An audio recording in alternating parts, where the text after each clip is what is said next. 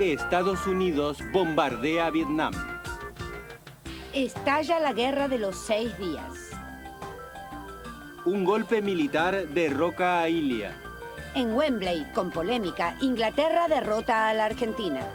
Racing gana la Copa Intercontinental. Los Beatles se consagran para siempre. Boom del folclore en la Argentina. El Che muere en Bolivia.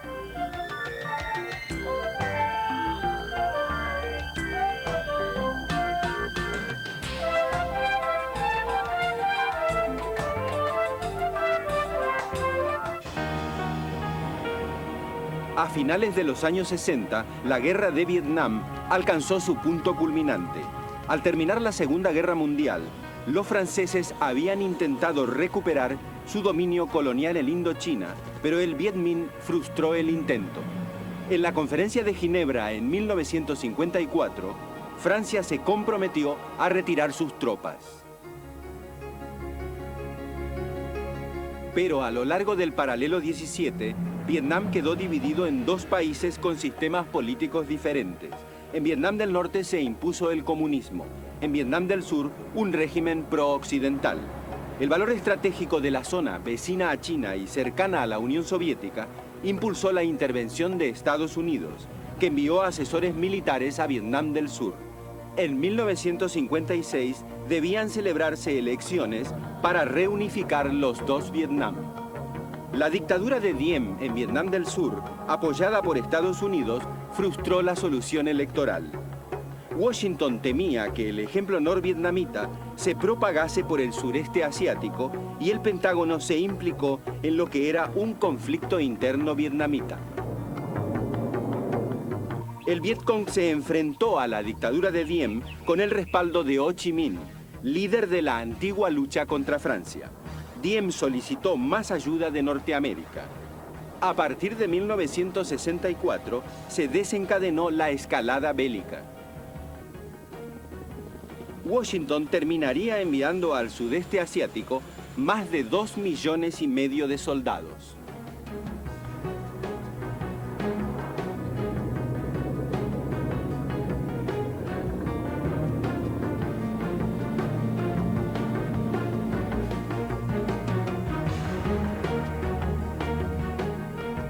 Washington se planteó estrangular la llamada ruta de Ho Chi Minh, vía logística del Vietcong, y desencadenó bombardeos masivos sobre Vietnam del Norte.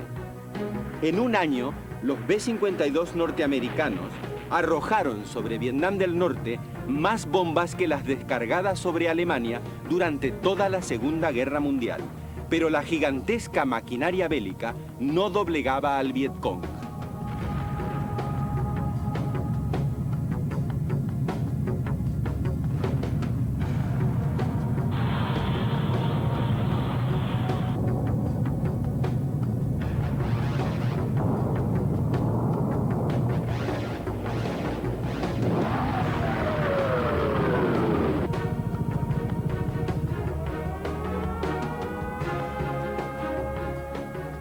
El 30 de enero de 1968, Ho Chi Minh lanzó la llamada Ofensiva del Tet.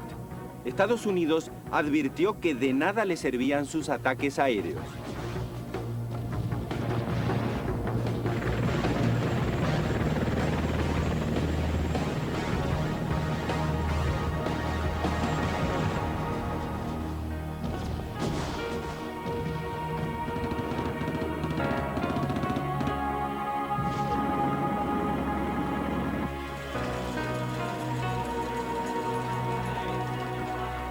Dentro mismo de Estados Unidos, la protesta contra la guerra se hizo cada vez más fuerte.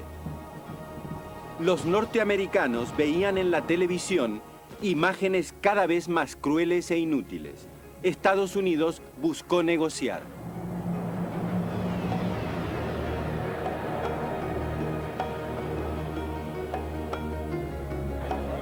En Norteamérica se gestó un amplio movimiento contra la guerra. El Pentágono solo pudo plantearse una salida honrosa para sus tropas. Pero el calvario aún sería largo y sangriento.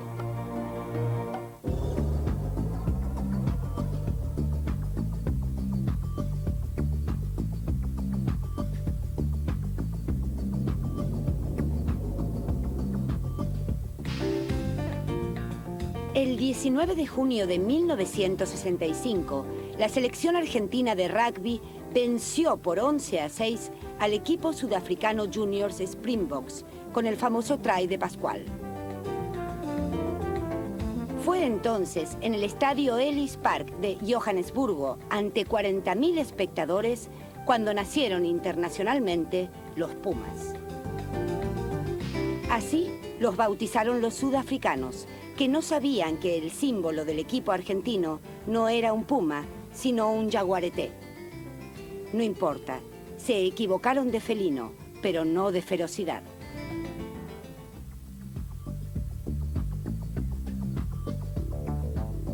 Lyndon B. Johnson inicia su segundo mandato como presidente de Estados Unidos. El mundo dice adiós al estadista inglés Winston Churchill.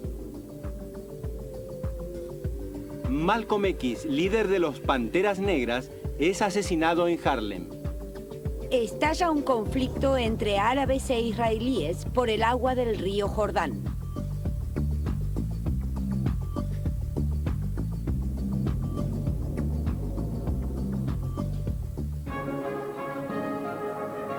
El 8 de diciembre de 1965, el Papa Pablo VI clausuró en la Basílica de San Pedro el Concilio Vaticano II.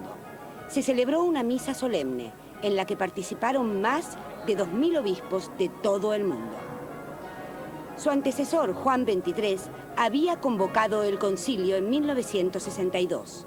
El Papa de los pobres creía que la Iglesia debía comprometerse con los nuevos tiempos. El concilio se planteó la actualización de la liturgia, que prácticamente no había tenido modificaciones durante 2000 años de catolicismo, y recuperar el compromiso del Evangelio con el drama de la pobreza y la guerra en el mundo.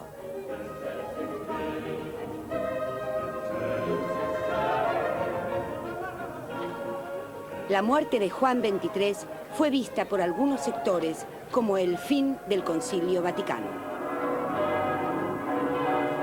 Sin embargo, su sucesor, Pablo VI, un hombre conservador en cuestiones de fe, continuó el concilio y reunió a los obispos para seguir con las deliberaciones. Pablo VI, con sus viajes a Israel y Jordania, inició una nueva etapa de la Iglesia, más universal. Pablo VI fue el primer pontífice contemporáneo que traspasó las fronteras de Europa.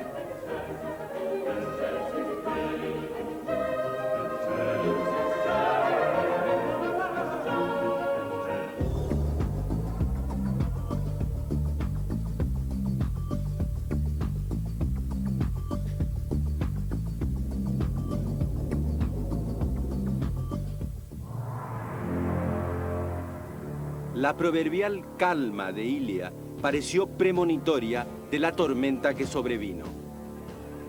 Sus opositores aprovecharon su estilo parsimonioso de gobernar para endilgarle el mote de tortuga.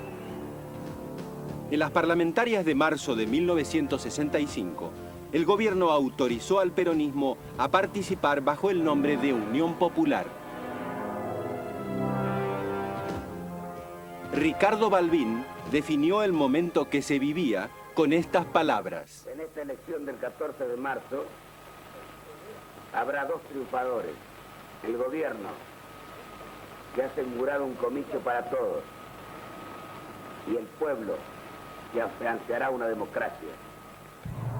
Los peronistas obtuvieron un 36% de los votos. Seguía siendo la primera mayoría. Los militares se inquietaron. Un intento guevarista en Salta, encabezado por Jorge Ricardo Massetti, fue sofocado rápidamente, pero los militares insistieron en los avances de la subversión. El 28 de junio de 1966, las Fuerzas Armadas expulsaron al presidente de la Casa Rosada. El operativo fue comandado por el general Julio Alzogaray, quien fue apostrofado de faccioso por Ilia.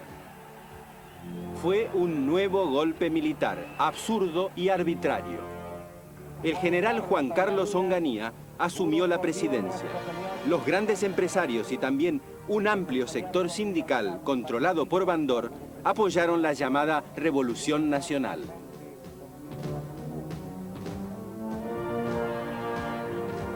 Perón, ambiguo, ordenó a los peronistas desencillar hasta que aclare. La policía, al mando de Mario Fonseca, fue llamada a restaurar el orden. El 29 de junio de 1966, en la tristemente célebre Noche de los Bastones Largos, la policía asaltó la universidad con la excusa de que era un bastión subversivo y apaleó a profesores y estudiantes. Comenzó la fuga al extranjero de técnicos y científicos argentinos. La visita de Onganía a la sociedad rural a bordo de un aristocrático carruaje tirado por caballos o su foto fumando un puro fueron todo un símbolo del régimen. En 1967, Adalbert Krieger Bacena asumió como ministro de Economía y lanzó un durísimo plan de ajuste.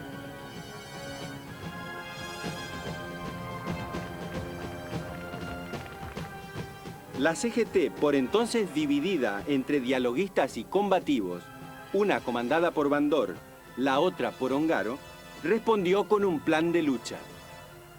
Las movilizaciones obreras fueron reprimidas severamente y hubo despidos masivos. Con la actividad política suspendida y las universidades intervenidas, en la Argentina comenzó a gestarse un clima de violencia. Sería el signo de los años venideros.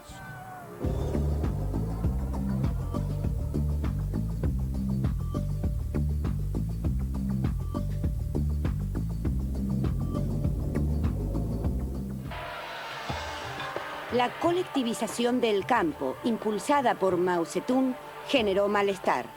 Mao se apoyó en los sectores más jóvenes para enfrentar a los llamados reformistas. El presidente Liu Shaoqi y Deng Xiaoping, secretario del partido, planteaban incrementar la producción mediante incentivos salariales. En 1966, respaldado por los Guardias Rojos, Mao decretó la Revolución Cultural. Los Guardias Rojos se lanzaron a la casa de reformistas. El libro rojo, conjunto de citas de Mao, se convirtió en un recetario para todo. El culto a Mao anuló todo pensamiento crítico.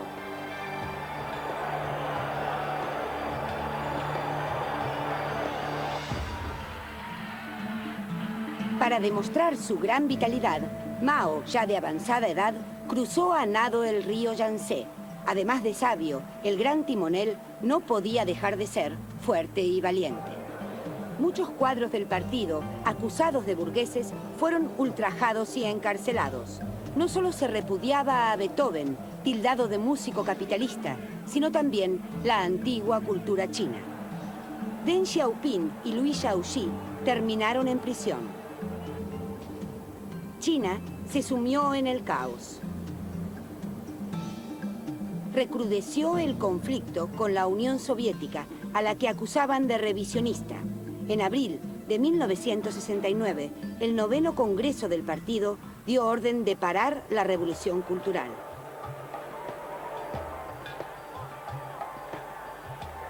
El poder quedó en manos de los maoístas y Lin Piao fue nombrado sucesor de Mao.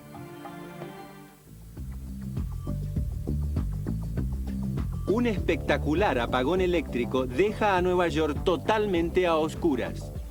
El 20 de abril de 1965 muere Alfredo Palacios, primer diputado socialista del país y América Latina. Fue estremecedor. En la selva de Costa Rica desapareció el T-48 de la Fuerza Aérea Argentina. A bordo 69 cadetes.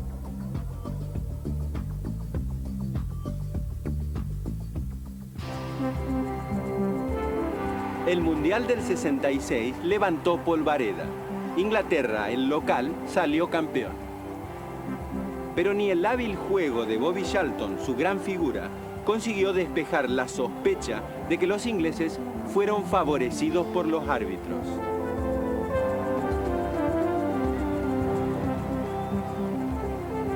La Argentina se había clasificado en su grupo luego de ganarle 2-1 a España, 2-0 a Suiza y empatar 0-0 con Alemania.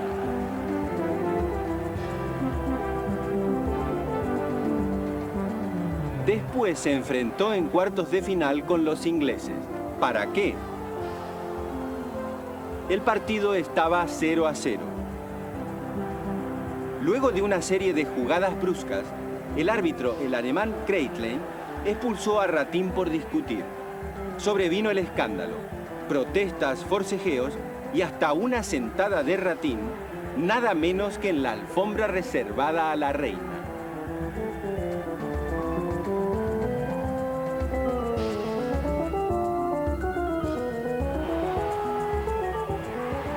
El partido terminó 1-0 a favor de los ingleses, con una gran bronca de los argentinos y las sospechas de que el árbitro había sido, digamos, parcial. Las sospechas aumentaron cuando en la final ante Alemania, el juez de turno dio por bueno a los ingleses un gol que no había sido gol.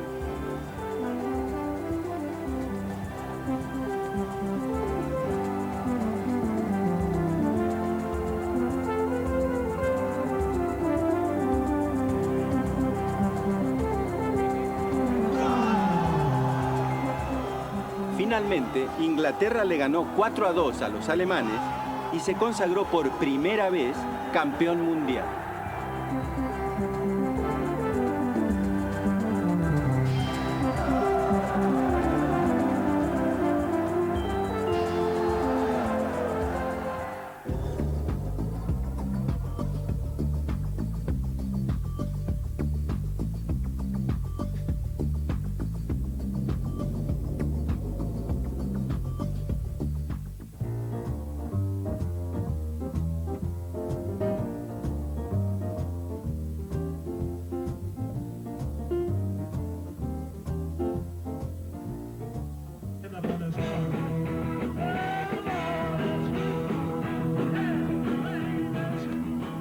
En pocos meses, un nuevo baile nacido en Norteamérica se difundió por todo el mundo, el twist. Musicalmente no difería mucho del rock and roll, pero bailarlo exigía enérgicas contorsiones del cuerpo. Con la liberación del baile comenzó también la liberación de la moda. En 1964, la modista inglesa Mary Quant presentó la primera minifalda y desencadenó una revolución. Hasta finales de los años 60, la mini despertaría muchas polémicas, aunque muchos más suspiros. La ampliación de la información se tradujo en una mayor tolerancia y permisividad, especialmente en el ámbito de la pareja y de las relaciones sexuales. Sin duda, los auténticos pioneros de la revolución sexual fueron los jóvenes. La cultura hippie, con el igualitarismo de sus comunidades, desataron todo tipo de paraísos y utopías. Los Beatles fueron los encargados de ponerle música a esta revolución.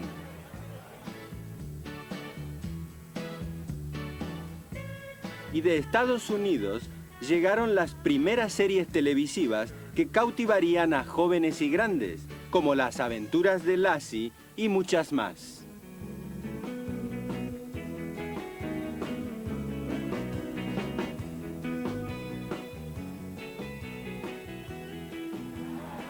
También llegaron de Estados Unidos e Inglaterra nuevas cadencias rockeras. Los Rolling Stones, los Kings, Jimi Hendrix y muchas otras estrellas desarrollaron nuevos estilos de música electrónica. El rock psicodélico de Pink Floyd pareció marcar el cenit del nuevo universo musical.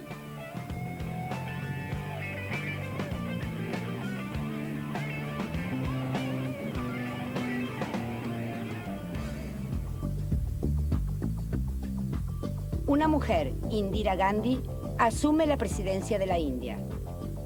De Gaulle retira a Francia de la OTAN y busca una vía equidistante de los bloques. Horacio Acabalo se consagra campeón mundial de peso mosca. Los militares griegos dan un golpe de Estado e instauran una dictadura sangrienta.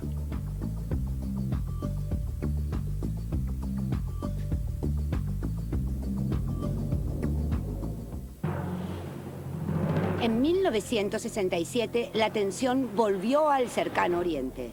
Tras su derrota en 1956, Nasser había rearmado al ejército egipcio con pertrechos soviéticos y cerrando el estrecho de Sharm el-Sheikh, vía de acceso al Mar Rojo, bloqueó la navegación israelí. El comercio exterior de Israel quedó obstruido. La tensión entre las dos grandes potencias, Estados Unidos, que apoyaba a Israel, y la Unión Soviética, que respaldaba a Egipto, volvía a poner en peligro la paz mundial. La maniobra de Nasser frente a Israel fue respaldada por los demás países árabes. La Unión Soviética vio la oportunidad de incrementar su influencia en el cercano Oriente y aprovechar las dificultades que Estados Unidos estaba sufriendo en Vietnam.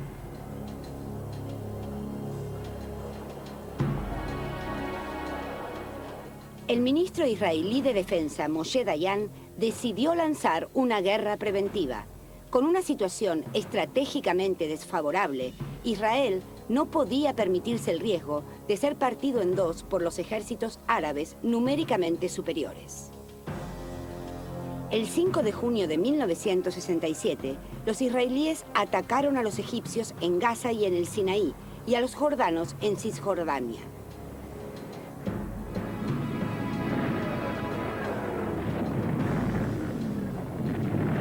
La aviación israelí destruyó en tierra a la aviación egipcia, mientras los tanques judíos avanzaban hasta Sharm el-Sheikh y reabrían el paso.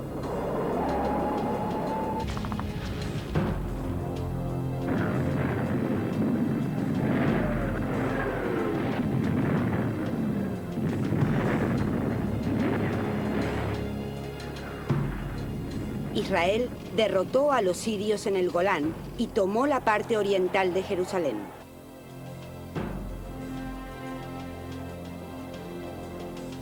Los campos de refugiados palestinos se multiplicaron, también sus padecimientos.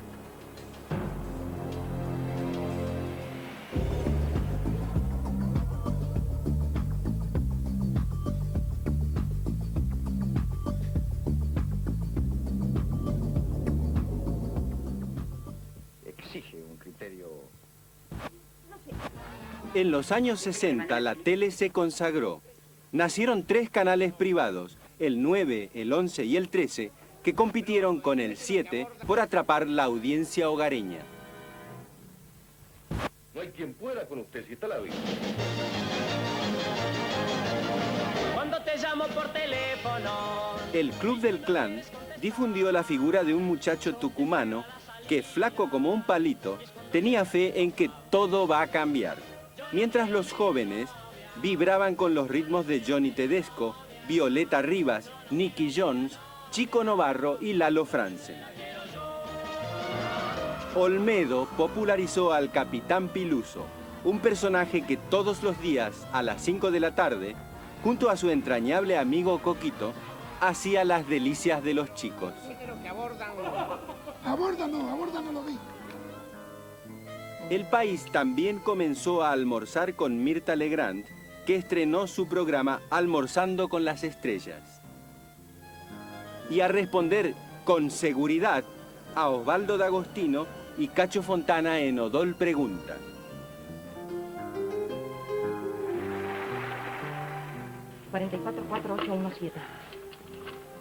Teleteatros como El amor tiene cara de mujer y La familia Falcón con Pedro Quartucci entretenían a la familia.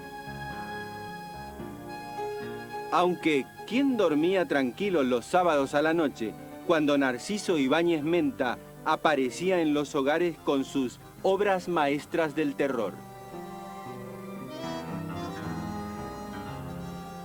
No importa, la risa volvía siempre a casa con Pepe Biondi y José Marrone.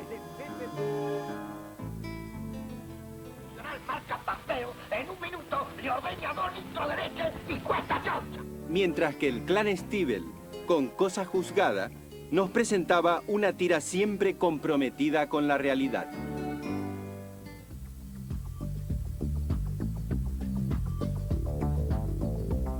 Christian Barnard realiza con éxito el primer trasplante de corazón. De Vicenzo gana el Abierto de Golf de Gran Bretaña. Eddy Merckx gana el Campeonato Mundial de Ciclismo. Reza Pahlavi se proclama Shah de Persia.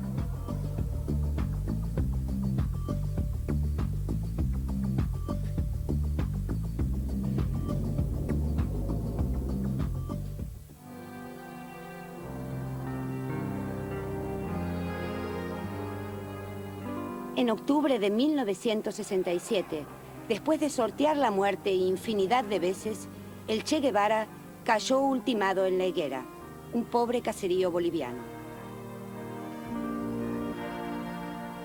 El 7 de octubre, con su habitual ironía, el Che escribió en su diario: se cumplieron los 11 meses de nuestra inauguración guerrillera, sin complicaciones, bucólicamente. Al día siguiente, a las 13 horas, lo sorprendió el ejército boliviano. El Che combatió herido en su pierna hasta que un disparo destruyó el caño de su fusil M2. Tenía una pistola, pero sin cargador. Hecho prisionero, permaneció con vida 24 horas. Se negó a discutir una sola palabra con sus captores.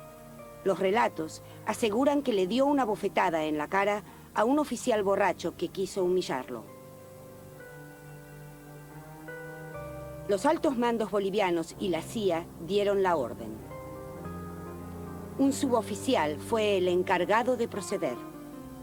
Dispare, dijo el Che, no tenga miedo. Hasta la victoria siempre, fue su mítico mensaje. Convertido en héroe nacional de la Revolución Cubana, su imagen hoy recorre el mundo, para muchos, como símbolo de rebeldía y justicia.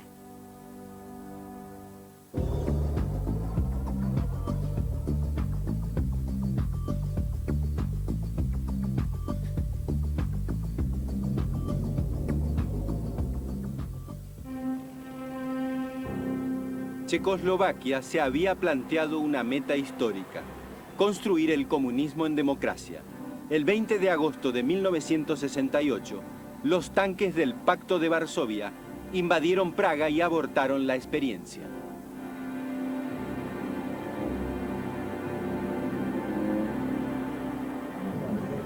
Alexander Dubček, secretario del Partido Comunista Checo, y Oldřich Černík, jefe de gobierno, habían impulsado una serie de reformas para acabar con el régimen stalinista. Abolieron la censura, rehabilitaron a las víctimas de las depuraciones anteriores y recortaron el monopolio del partido. Miles de checoslovacos celebraron el 1 de mayo en la Plaza Wenceslao de Praga en apoyo de Dubček.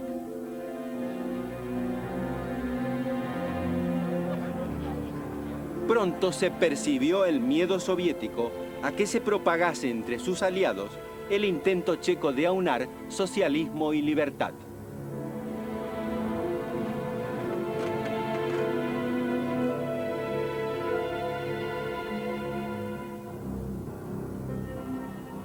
Más de 1,5 millones de personas firmaron el Manifiesto por la Democracia del poeta Pavel Kohut.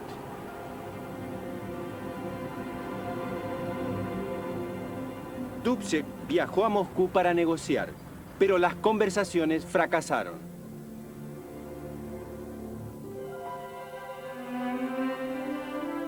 La noche del 20 de agosto comenzó la invasión. Tropas soviéticas, polacas, búlgaras, húngaras y germano-orientales ocuparon Checoslovaquia, con la excusa de aplastar la contrarrevolución.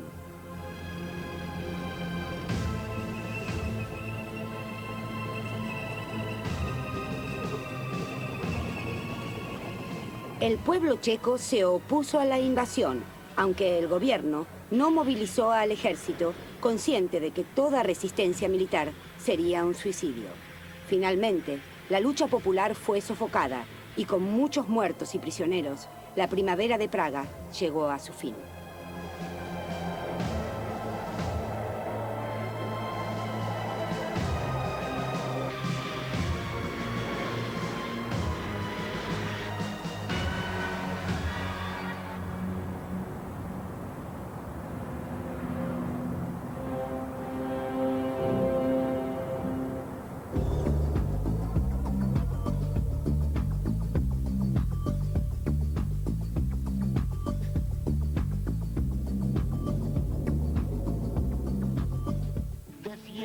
siento, tierra querida. En los años 60, el folclore salta del interior y conquista la gran ciudad. Es un boom de guitarras, bombo, charango y quena. Aquí Cosquín, capital del folclore. Es el mensaje que en 1964, desde la serranía cordobesa, se irradia a todo el país, contagiado por las nuevas y viejas canciones y la recuperación de los ritmos tradicionales. Los chalchaleros, los fronterizos, los sábalos, los dávalos. Canto del chalchalero, la siesta del aire mo, y tiñe de amor la roja pluma del pecho con el chalchal, y tiñe de amor la roja. Los Huancahuá, José Larralde, Horacio Guaraní, Ariel Ramírez, Eduardo Falú, Jorge Cafrune. Samba de mi esperanza, amanecida como un querer. Sueño, sueño del alma, que a veces muere sin florecer. Sueño, sueño del alma, que a veces muere sin florecer. La correntina Ramona Galarza. Raza del Guayaquil, la selva no te ha olvidado. Tu alma guaraní perdura en el suelo amado. Y desde el verdor del monte natal, la brisa sutil del tiempo estival nos vuelve a traer tu voz secular. Y el magistral Atahualpa Yupanqui desatan un malón de coplas, zambas, chamamés y chacareras. Para cantarte toda la vida, pero mi estrella me dio este acento y así te siento, tierra querida. Pero mi estrella me dio este acento y así te siento, tierra querida. Como un guijarro que se despeña, rueda mi copla, sueño y herida. Yo soy arisco como tus breñas y así te siento, tierra querida. Yo soy arisco como tus breñas y así te siento, tierra querida.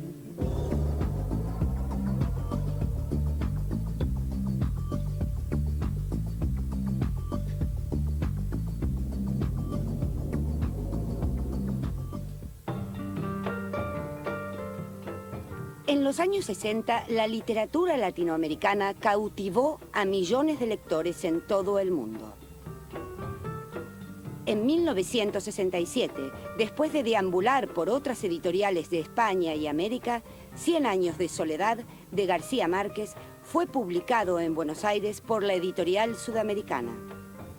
En solo 10 días se agotaron 8.000 ejemplares. Fue un presagio. El libro del colombiano Gabo, traducido a 36 idiomas, hoy lleva vendidos 30 millones de ejemplares en todo el mundo. El mexicano Carlos Fuentes, el peruano Vargas Llosa y el argentino Julio Cortázar también fueron los detonantes del boom literario en todo el mundo. En un reportaje hecho poco antes de su muerte, en 1984, Cortázar reivindicó la sensibilidad y la modestia.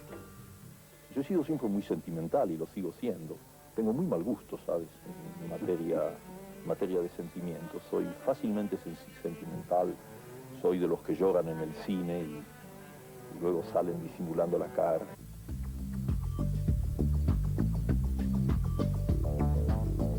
La cámara Super 8 pone el cine al alcance del gran público.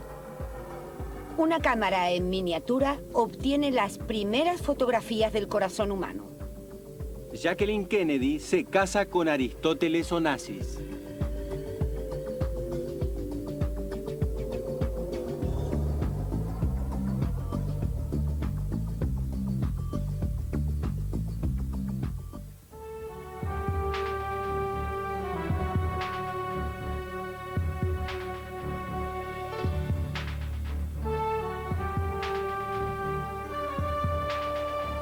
Los Juegos Olímpicos de México, los primeros celebrados en un país latinoamericano, pasaron a la historia por varios récords.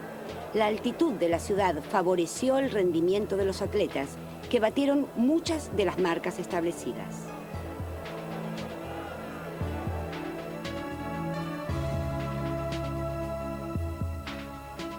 Los jueces deliberaron más de media hora antes de dar a conocer el resultado.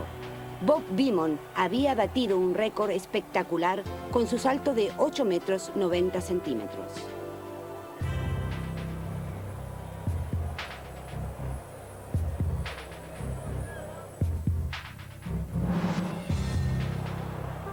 Dick Fosbury, con su nuevo salto a lo alto llamado Fosbury Flop, consiguió el oro olímpico.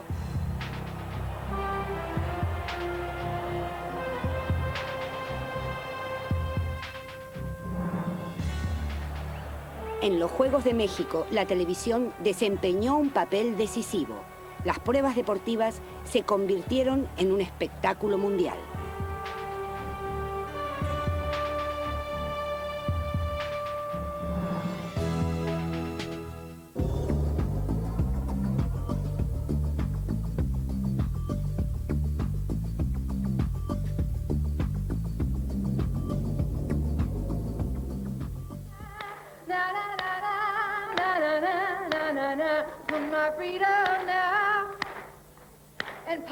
Desde inicio de los años 60, los jóvenes hacían suyas, en el Greenwich Village de Nueva York, las canciones de Joan Baez.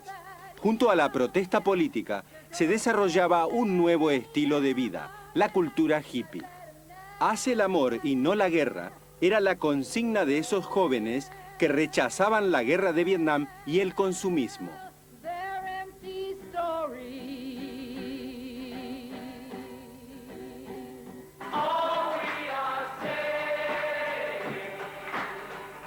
Fue una mezcla de protesta, revolución sexual y alucinación psicodélica. En 1969, casi 500.000 de jóvenes se dio cita en el Festival de Woodstock.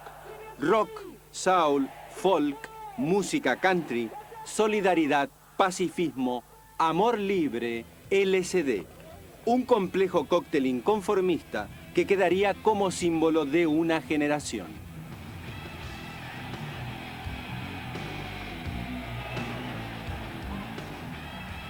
En tanto, en París, la rebelión estudiantil había evolucionado hacia una situación casi revolucionaria. En mayo de 1968, los estudiantes ocuparon la Sorbona y levantaron barricadas en el barrio latino.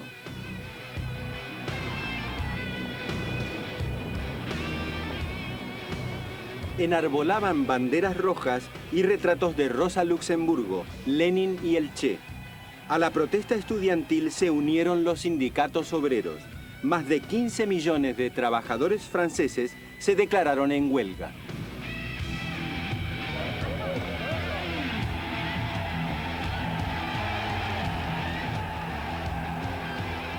La protesta también se extendió a Alemania Occidental, donde los manifestantes aguaron la visita del Shah de Persia y Faradiva.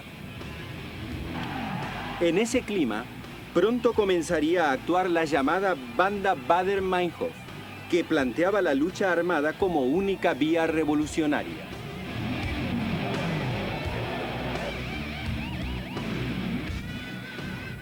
En España, en las fábricas, Comisiones Obreras lideraba la oposición al franquismo. El descontento se extendió a la universidad. Los estudiantes de Barcelona arrojaron un busto de Franco por la ventana del rectorado.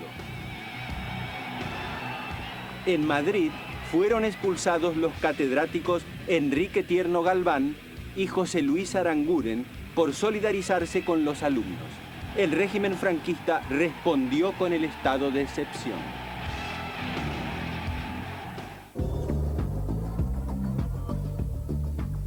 Nicolino Loche, el intocable, derrota al japonés Fuji y se corona campeón del mundo de los Welter Juniors. El republicano Richard Nixon asume la presidencia de los Estados Unidos. En mayo, Miguel Ángel Bellisi realiza el primer trasplante de corazón en la Argentina.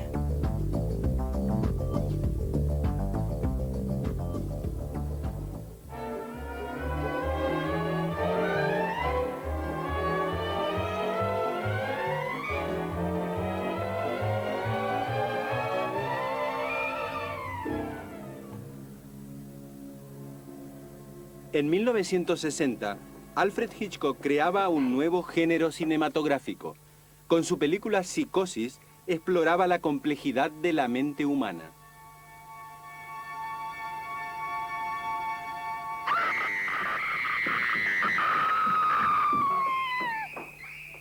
Y el actor Anthony Perkins interpretaba el inolvidable papel de un esquizoide asesino. Sylvia Trench, I admire your luck, Mr. Bond. James Bond. En 1962 se estrenaba la película de James Bond titulada El agente 007 contra el Dr. No. Nadie, ni siquiera su protagonista Sean Connery, podía imaginar que aquella película iniciaba una de las series fílmicas de mayor éxito que se prolongaría durante varias décadas. Money, Penny. What gives? Me, given an ounce of encouragement. Dennis Hopper, Peter Fonda y Jack Nicholson, en Perdidos en la Noche, expresaron un tema de la época, la búsqueda de la libertad, aunque ellos lo hicieron montados en una motocicleta.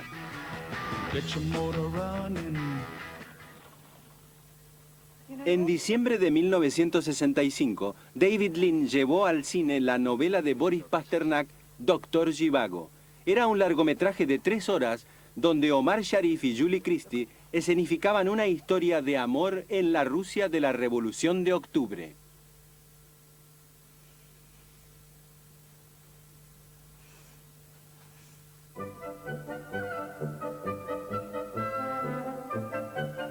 Pero bastaría con solo 8,5 de Fellini para que el cine de los años 60 mereciese el título de magistral.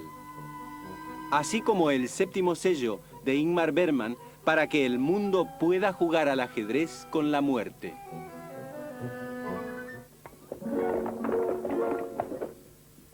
En los años 60 surgió el llamado Nuevo Cine Argentino. El país aún enloquecía con las insinuaciones sexy de Isabel Sarli, como en El trueno entre las hojas, con Armando Bo. ¿Decir de esta agua no he de beber? Pasas poco tiempo a mi lado. No pretenderás que esté todo el día encerrada con esa vieja muda. ¿Bailamos? ¿Por qué no?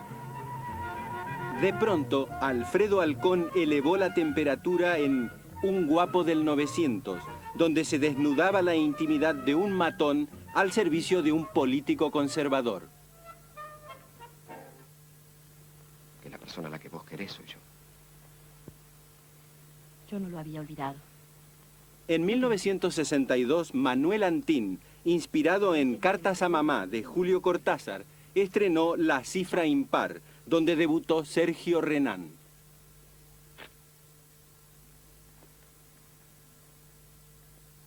En 1968, Juan Carlos Gené, Pepe Soriano y un jovencito Luis Brandoni tocan el tema de la desocupación en Tute Cabrero, de Juan José Jusid.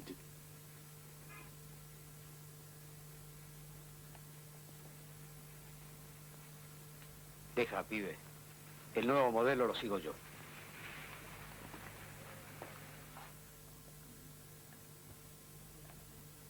En 1962, Rodolfo Kuhn estrenó Los jóvenes viejos, una radiografía del inconformismo de la juventud de los 60.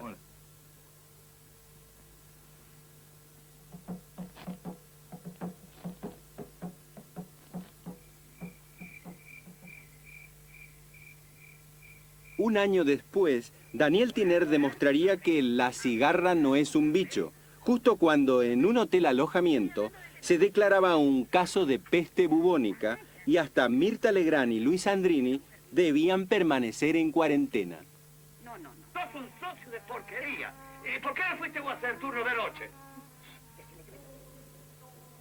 Pero el nuevo cine argentino tendría un nombre clave, Leonardo Fabio.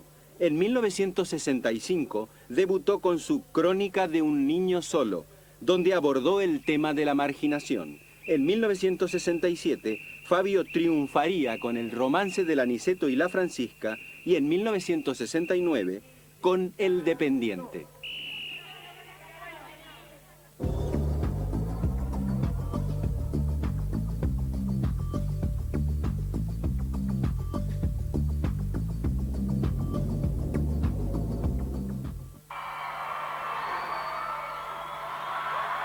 A principios de los 60 irrumpieron los Beatles. En sus conciertos, las chicas se desmayaban.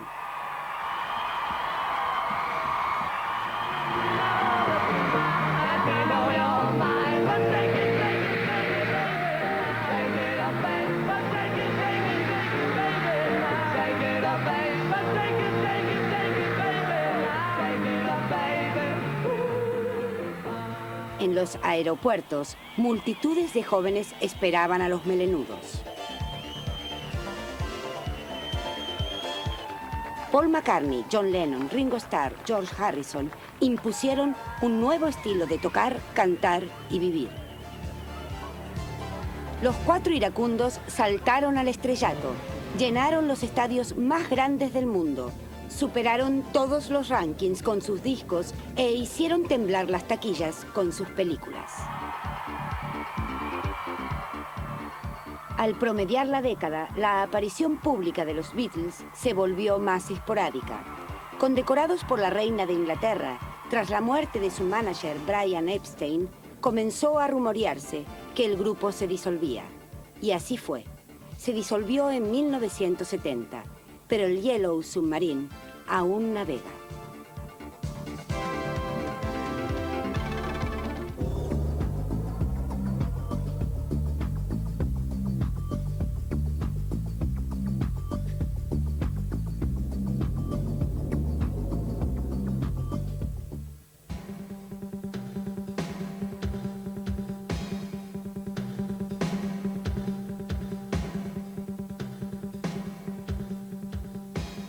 En 1967, con un histórico gol convertido por el Chango Cárdenas, Racing Club se consagró como el primer equipo argentino en ganar la Copa Intercontinental.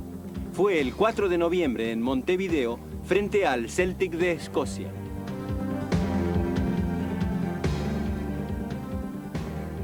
Al año siguiente, Estudiantes de La Plata repitió la hazaña. Dirigido por Osvaldo Subeldía, empató 1-1 en Inglaterra con el Manchester United, a quien ya había batido 1-0 en la Argentina.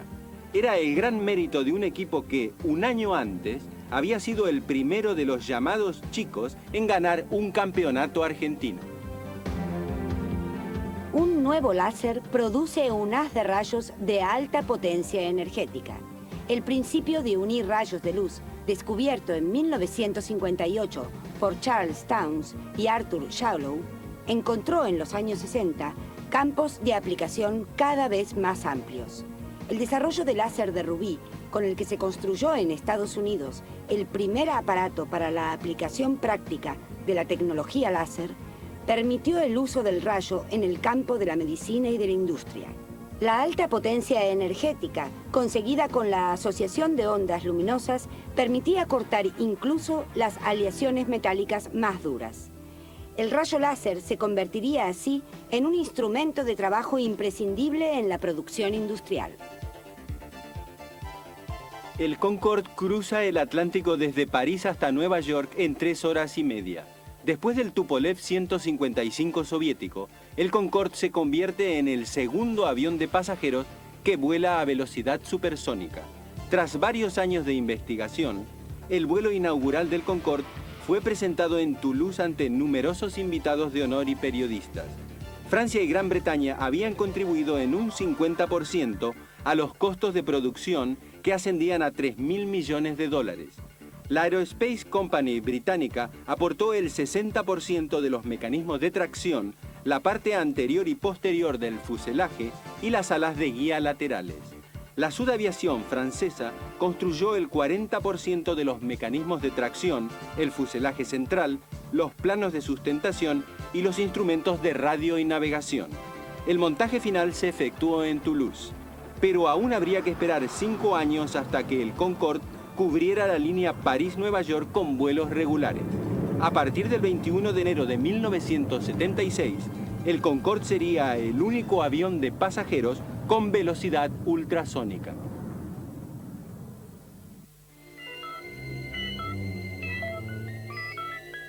Del cordobazo a la mayor hazaña del hombre.